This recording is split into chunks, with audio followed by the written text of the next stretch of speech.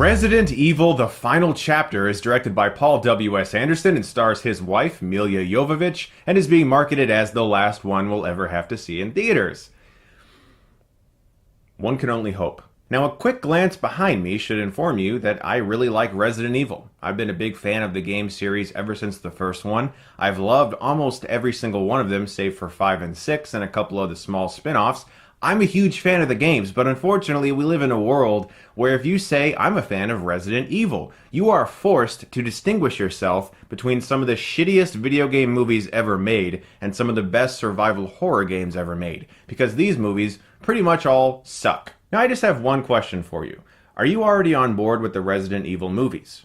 Have you seen all of them up until now and been like, yeah, I'm excited for the final chapter. I like these movies. I don't get the hate. Then just go see it. You don't give a shit about what critics have to say about this movie. You're gonna like it. Just go watch it. For all the rest of us, this was one of the most insufferable films I've seen in a theater in recent memory. Let's get into everything about this film that I absolutely hated. And there's quite a bit. But first off, oh yeah, there's a plot. Milla Jovovich, she plays Alice. She's an ass-kicking person who never dies. And there's a bunch of zombies because the Umbrella Corporation unleashed the T-virus, and so she's gotta kill him. That's the plot. Maybe this film will actually clear up 15 long years of continuity errors of a franchise that makes no sense anymore. Or maybe it'll just be a bunch of mindless action scenes. I'm going with the latter.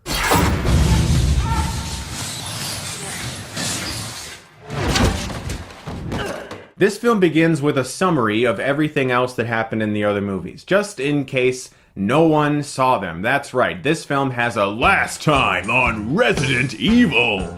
Milla Jovovich punched a lot of zombies, and Paul W.S. Anderson can't direct worth shit. Find out what happens to Alice today on Resident Evil: The Final Shitfuck.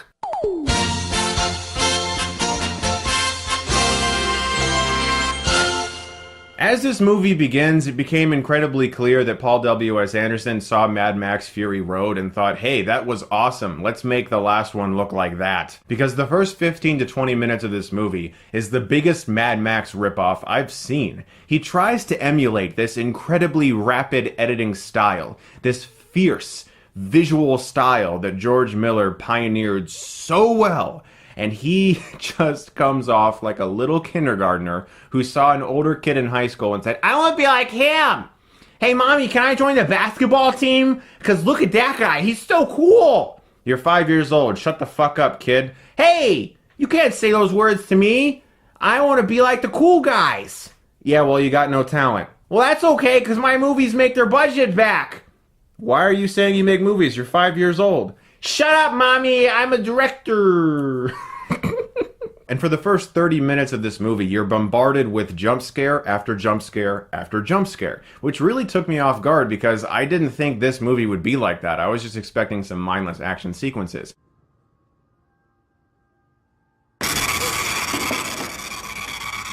But every other minute, it seems like Alice just stops walking somewhere, looks around, all the sound drains out, and then some zombie comes out. And this big over-the-top noise. And I thought, okay, maybe that's just like the first act. Maybe they're just gonna do that a few times. No, it really extends beyond that 30 minutes and into the entire film. This endless series of moments where the sound drowns out, and then a zombie just pops out, and you're supposed to be scared by this, but it's so ear-piercingly loud and annoying and absurd that it just gets old after 10 minutes. In fact, I'm sorry, look, it's old already. This film is filled with so many tired, manipulative ways of editing a film together, which we'll talk about a little bit more in detail in a second, that it was old from the first time it happened. Jump scares, they're gone, guys. So let's talk about that editing, like I just said. This is some of the worst I've seen in a big budget movie in the theater in my entire life.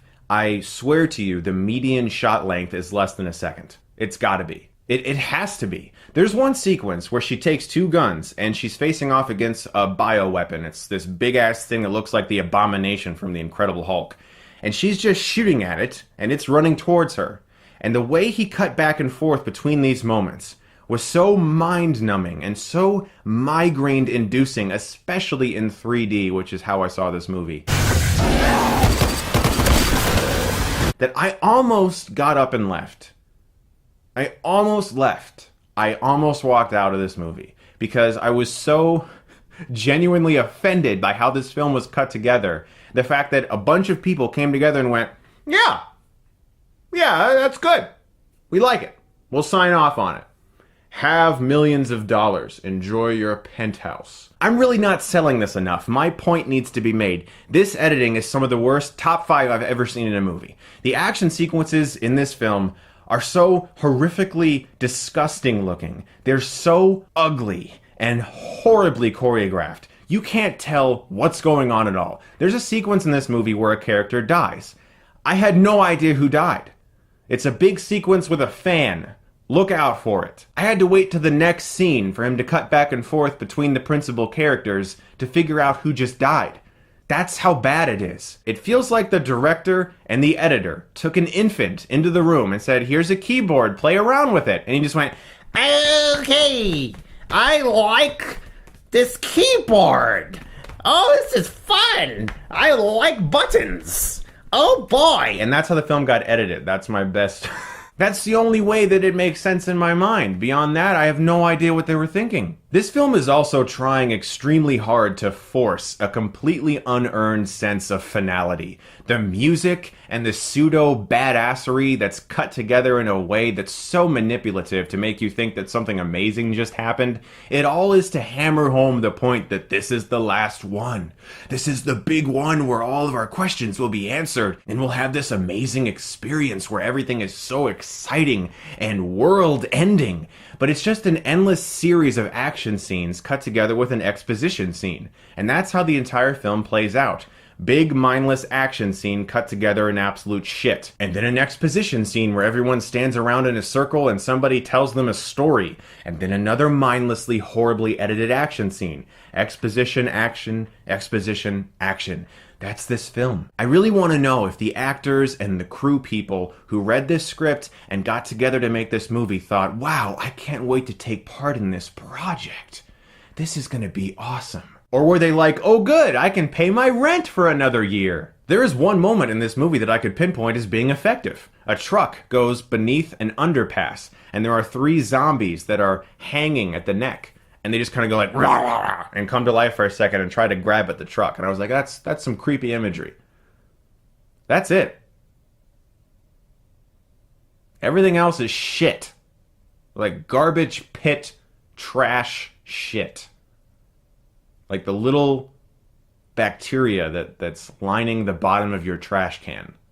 That's Resident Evil Final Chapter. There's a part in the movie where Alice just kind of shows up at this compound that's apparently led by other people, and there's a big army of zombies coming, and she just takes over as leader, no questions asked.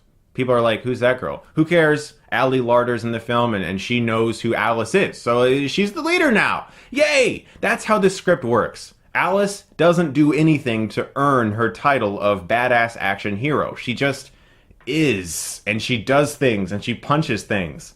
She doesn't do anything that people like look at and go, wow, she really has earned this title. She's just this vessel that can shoot and kill a billion zombies. And that's it. She's essentially any one of us that grabs the 2 fake plastic guns in a light arcade game like House of the Dead in a movie theater and shoots at the zombies as they come towards them.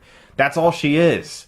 She's the worst fucking character for this movie. And I'm such a big fan of these games. I would love if they could actually just be like, hey, all that shit didn't happen. All those movies that shat all over a great video game franchise, just completely forget about them. Let's reboot this and have a truly scary movie that takes place in a mansion or something, and just forget about all this sci-fi Matrix ripoff, Mad Max Fury Road ripoff bullshit. Let's talk about some of the special effects in this movie. Ha! There's a sequence in cryogenic storage that looks like someone bought a green screen off of Amazon for $20 and is testing it out for the first time. It's really that bad, people. I'm sitting in this theater, staring at this screen, wearing these 3D glasses that's causing my eyes to bleed out of my face, looking at this movie wondering, did someone just put this together on Adobe After Effects straight out of high school and somehow got some budget behind it. The film even has one final fuck you to fans of this franchise, people who have been enjoying these films for 15 years. It has the most absurd, pointless, unnecessary final twist. I won't get into it, but it completely dishonors the main character, and every film before this one is now affected by it. It can't even cater to longtime fans who have stuck with this shit for as long as they have. As I said, the main hero in this movie, she does nothing to earn this title of amazing badass hero. She even detonates a bomb inches away from the very thing that she is trying to protect, with no thought about the repercussions of this. But of course, everything's fine because it's Paul W.S. Anderson who wrote the screenplay! And without spoiling anything, the ending makes no sense. Geographically, what happens makes no sense. A character falls down, we'll put it that way. A character just kind of falls over. And then later you're like, why did you fall over? To add some extra drama in there at the last second? Nothing in this film makes sense. The special effects are atrocious. The acting, what acting? There's no acting. The action is shot to such unbelievable shit and cut together in such a horrible way to give you a migraine. I can't believe these films have lasted as long as they have. Resident Evil, the final chapter, just might be my least favorite in the entire saga. I don't care. It's awful. I hated every minute of it. Do yourself a favor. If you've never seen these movies, play the games. They're worth your time. They're fun. They actually give you a good experience. They actually leave you feeling like, okay, I just invested time in something and it was actually worth it. I'm going to give Resident Evil the final fucking blow an F. On a happy note, I'm going to be ending my Matrix series of reviews on Sunday with The Animatrix. And I'm still going to go see the Matthew McConaughey film Gold. And I'll have a review up for you very soon for that. Guys, thank you so much as always for watching. If you like this, you can click right here and get Stuckmanized.